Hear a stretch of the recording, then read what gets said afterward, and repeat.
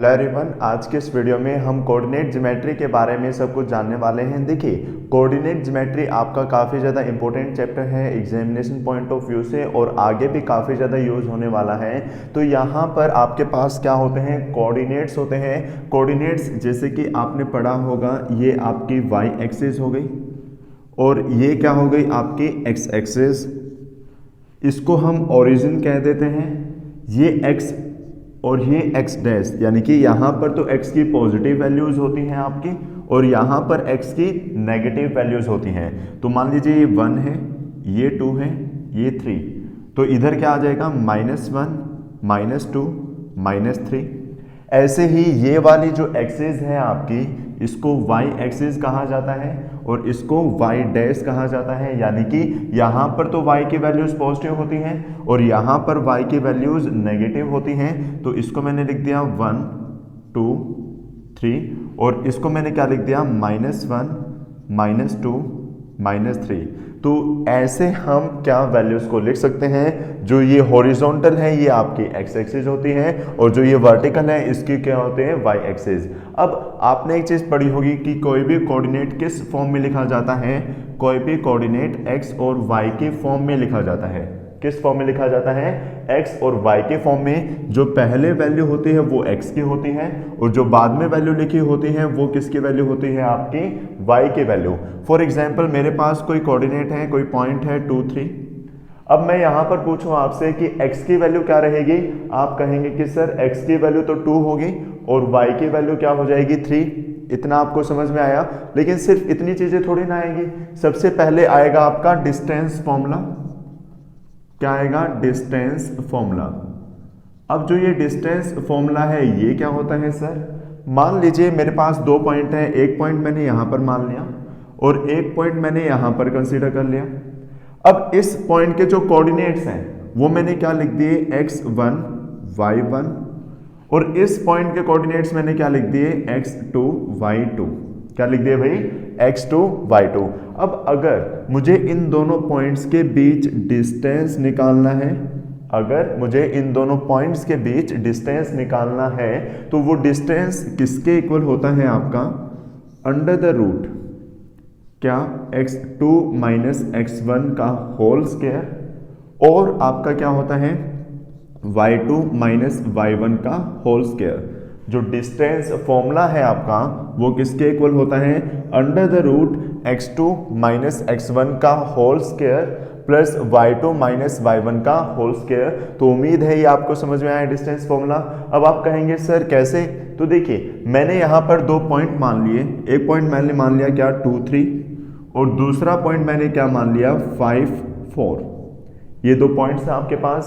अब ये इन दोनों पॉइंट के बीच मुझे डिस्टेंस निकालना है, तो यही फॉर्मूला अप्लाई करेंगे। मैंने क्या कहा था, जो पहला पॉइंट है उसको x1, y1 कंसीडर कर लेते हैं, और दूसरे पॉइंट को x2 और y2 कंसीडर कर सकते हैं। अब आप कहेंगे सर x1, y1 कौन से वाले पॉइंट को माने और x2, y2 कौन से वाले पॉइंट को माने, तो आप किसी को भी x1, y1 और x2, y2 मान सकते हैं। क्यों, क्योंकि माइनस करके स्केयर कर रखा है। मान लो 4 माइनस 5 आप करोगे तो -1 आएगा, तो -1 का स्केयर भी 1 प्लस का रहेगा, और 5 माइनस 4 करोगे तो उसका स्केयर भी क्या रहेगा, 1 ही रहेगा। तो साइन मैटर नहीं करेगा यहाँ पर, तो इसलिए मैंने ये मान लिए। अब इन दोनों के बीच अगर मुझे डिस्टेंस निकालना है, तो x2 माइनस x1, x2 की वैल्यू क्या है, 5, माइनस x1 की वैल्यू क्या है, 2, तो 5 माइनस 2 का स्क्वायर, प्लस में क्या रहेगा, y2 माइनस y1 का स्क्वायर। y2 की वैल्यू क्या है, 4, और y1 की वैल्यू क्या है, 3। अब 5 माइनस 2 क्या होता है, 3, तो 3 का स्क्वायर 9, और 4 माइनस 3 क्या होता है, 1, 1 का स्क्वायर 1, तो 9 प्लस 1 अंडर द रूट 10। तो इतने यूनिट क्या हो गया, यहाँ पर डिस्टेंस आ गया। तो उम्मीद है ये डिस्टेंस फॉर्मूला आपको समझ में आया, और डिस्टेंस हम निकालेंगे कैसे, ये चीज़ भी आपको अच्छे से समझ में आ गई। अब उसके बाद और क्या इंपॉर्टेंट चीज़ें हैं यहाँ पर भाई, अगर आपको पॉइंट्स दे रखे हों, अगर आपको क्या दे रखे हों, पॉइंट्स, तो पॉइंट्स आपके कैसे हो सकते हैं, कोलिनियर पॉइंट्स हो सकते हैं। अब कोलिनियर का मतलब क्या होता है, मैंने पहले भी आपको बता रखा है कि हर वर्ड में उसका मीनिंग छिपा होता है। को का मतलब सेम, लीनियर बोले तो लाइन, तो ऐसे पॉइंट्स जो सेम लाइन में है उन पॉइंट्स को क्या कहा जाता है, कोलिनियर। तो मान लो अगर ये 3 पॉइंट या 2 पॉइंट तो भी लाइन में होते हैं, अगर 3 पॉइंट आपके सेम लाइन में हैं तो ये पॉइंट क्या होंगे, कोलिनियर। और अगर सेम लाइन में नहीं है तो ये पॉइंट्स कैसे होंगे आपके, नॉन कोलिनियर। कैसे होंगे भाई, नॉन कोलिनियर। तो यहां पर कोलिनियर मैं आपको क्यों बता रहा हूं, क्योंकि जो कोलिनियर पॉइंट है, एक पॉइंट मैंने यहां पर ए कंसीडर कर लिया, दूसरा बी और तीसरा सी। आपको 3 पॉइंट दे रखे होंगे और ये पूछा होगा कि ये पॉइंट कोलिनियर है या नहीं। तो देखिए, जो ए बी का डिस्टेंस है प्लस BC का डिस्टेंस है, इसको मैं पूरे को क्या लिख सकता हूं, AC का डिस्टेंस। तो AB प्लस BC किसके इक्वल आ गया, आपका AC के इक्वल आ गया। तो यहां पर अगर पॉइंट्स आपके कोलिनियर हैं तो इस रिलेशन को फॉलो करते हैं। अगर पॉइंट्स कैसे हैं, कोलिनियर है, तो इस रिलेशन को फॉलो कर लेते हैं। तो वही AC किसके इक्वल हो गया, आपका AB प्लस में BC। तो ये आपको अच्छे से समझ में आया कोलिनियर पॉइंट क्या होते हैं। अब आपसे पूछा जाएगा भाई कुछ पॉइंट दे रखे होंगे, ये कौन से ट्रायंगल के वर्टिसेस हैं या फिर कौन से स्क्वायर हैं या पैरेललोग्राम हैं, तो वो भी एक बार देख लीजिए। अगर मान लो 3 पॉइंट आपके पास है A, B और C। अगर ट्रायंगल की बात हो तो 2 प्रकार के ट्रायंगल हो सकते हैं, आइसोसेल्स ट्रायंगल, ये ट्रायंगल ही बना दिया भाई मैंने, हाँ आइसोसेल्स ट्रायंगल। आइसोसेल ट्रायंगल में मान लो ये आपके पास एक ट्रायंगल है ABC। तो आइसोसेल ट्रायंगल क्या होता है कि 2 साइड इक्वल होती हैं, 2 साइड इक्वल होती हैं। अगर 2 डिस्टेंस आपके इक्वल आ जाए, लाइक AB और A से इक्वल आ जाए, तो हम क्या कह सकते हैं, ये आइसोसेल ट्रायंगल के कोऑर्डिनेट्स हैं। तो आइसोसेल ट्रायंगल आपका हो जाएगा। उम्मीद है आपको इतना समझ में आया। उसके बाद अगर आपसे इक्विलेटरल के पूछा जाए, तो जो इक्विलेटरल ट्रायंगल है, इक्विलेटरल ट्रायंगल में आपका क्या होता है, तीनों के तीनों साइड इक्वल होती हैं, तीनों के तीनों साइड इक्वल होती हैं। तो मान लो ये A है, ये B है और ये C है। और अगर तीनों के तीनों डिस्टेंस इक्वल आ जाए, तीनों के तीनों डिस्टेंस इक्वल आ जाए इन द सेंस AB किसके इक्वल, BC किसके इक्वल, AC। अगर तीनों डिस्टेंस इक्वल हैं तो हम क्या कह देंगे, वो एक इक्विलेटरल ट्रायंगल के वर्टिसेस हैं। थर्ड आपका क्या, राइट एंगल ट्रायंगल। तो राइट एंगल ट्रायंगल जो है आपका, उसमें क्या होता है आपको पता है, एक जो एंगल है वो 90 डिग्री का होता है। ये पॉइंट मैंने मान लिया A, ये B, ये C।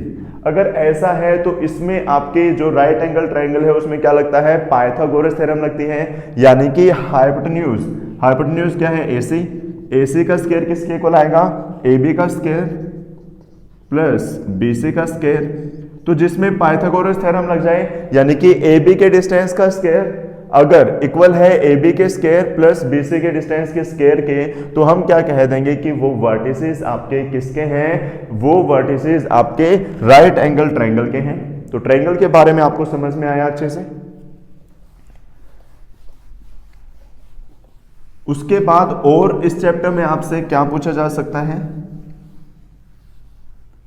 भाई, अगर आपके पास स्क्वायर या रोम्बस से रिलेटेड बातें आ जाएं, तो आपको एक चीज पता है कि जो स्क्वायर है, स्क्वायर में क्या होता है, चारों साइड इक्वल होती हैं। भाई इसमें 4 वर्टिसेस दे रखे होंगे A B C D। अगर चारों साइड इक्वल आ जाए, यानी कि AB is equal to BC is equal to ये क्या है CD और ये क्या है आपका AD। अगर ये चारों इक्वल आ जाए और यहां पर आपके जो डायगोनल्स हैं ना वो भी इक्वल होते हैं, डायगोनल्स इक्वल होते हैं, यानी कि AC किसके इक्वल, BD के इक्वल। अगर चारों साइड इक्वल हो और डायगोनल इक्वल हो तो हम क्या कह सकते हैं, वो वर्टिसेस हैं आपके किसके, स्क्वायर के। और अगर रोम्बस की बात हो तो रोम्बस में क्या होता है भाई, चारों साइड इक्वल होती हैं लेकिन डायगोनल्स इक्वल नहीं होते। तो अगर चारों साइड यानी कि AB, ये मान लिया A B C D, अगर AB BC के इक्वल, CD के इक्वल और AD के इक्वल, बट AC BD के इक्वल नहीं होना चाहिए। तो ये आपका किस केस में होता है? ये आपका होता है रोम्बस में। तो अगर आपको 4 पॉइंट दे रखे हैं, 4 वर्टिसेस दे रखे हैं, तो आप बता सकते हैं वो आपका रोम्बस का है या नहीं, या फिर स्क्वायर का है या फिर नहीं। तो ये था डिस्टेंस फॉर्मूले से रिलेटेड। और क्या आ सकता है भाई? आपका पैरेललोग्राम आ सकता है। तो जो पैरेललोग्राम है, एक उससे पहले रेक्टेंगल आ जाएगा, एक तो रेक्टेंगल और एक आपका क्या होता है? पैरेललोग्राम। तो जो रेक्टेंगल है, रेक्टेंगल में आपका क्या होता है? मान लीजिए ये एक रेक्टेंगल मैंने बनाया, तो ये साइड A, ये B, ये C, ये D। आपने सुना होगा कि रेक्टेंगल में अपोजिट साइड इक्वल होती है, तो हम क्या कह सकते हैं? AB किसके इक्वल? DC के इक्वल। और जो AD है वो किसके इक्वल? BC के इक्वल। ये तो अपोजिट साइड हो गई, लेकिन रेक्टेंगल में डायगोनल्स भी इक्वल होते हैं। तो एक डायगोनल है आपका क्या? AC, और दूसरा क्या है? BD।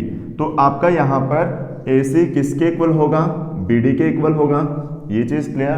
क्या रेक्टेंगल में अपोजिट साइड इक्वल होती हैं और डायगोनल्स भी इक्वल होते हैं। नेक्स्ट है आपका पैरेललोग्राम। पैरेललोग्राम में क्या होता है?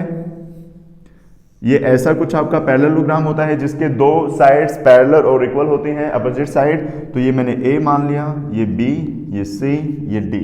तो अगेन अपोजिट साइड इक्वल, तो AB किसके इक्वल? DC, AB DC के इक्वल, और AD BC के इक्वल।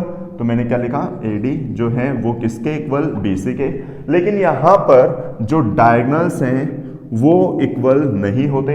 डायगोनल्स इक्वल नहीं होते तो मैं क्या कह सकता हूं? AC is not equal to BD। क्या? AC is not equal to BD। तो ये भी आपको समझ में आया। तो ये था भाई आपका एक्सरसाइज नंबर जो 7 पॉइंट है क्लास 10th की, उसके बारे में जो आपका डिस्टेंस फॉर्मूला है, उस डिस्टेंस फॉर्मूले को हम कैसे यूज करेंगे और किस टाइप के क्वेश्चंस आपके पूछे जा सकते हैं। तो नेक्स्ट क्लास में हम एक्सरसाइज नंबर 7.1 करने वाले हैं। तो उम्मीद है ये क्लास आपको अच्छे से पसंद आई होगी, और अगर आपका कोई भी डाउट है तो आप मुझे कमेंट करके बता सकते हैं, और क्लासेस को ज्यादा से ज्यादा शेयर करें। तो मिलते हैं नेक्स्ट वीडियो में, तब तक के लिए bye bye, take care, have a nice day. So, are you looking for a best coaching class around you? And if you're watching this, I'm pretty sure you do. So, presenting you the Ignite Education Center, which provides you offline classes even in the lockdown. And not gonna mention without compromising the COVID-19 protocols for yours and our safety.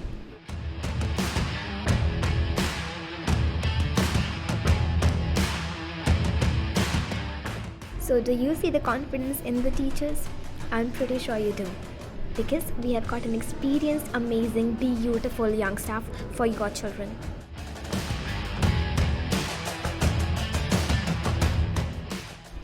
And what's the best part? Each student is given proper personal attention and interaction during the class. How? Because we have limited number of students in each batch.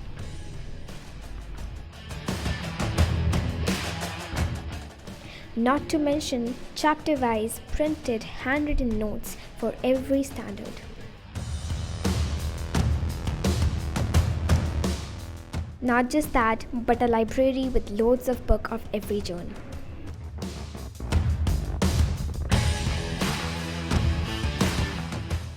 Yes, correct, you see it right. Trips and tours to amazing places, and who don't wants to do that while studying? With all that, there's a plus point. That is occasional motivational classes and regular PTMs. आपकी life है, आप बेहतर तरीके से जानते हैं।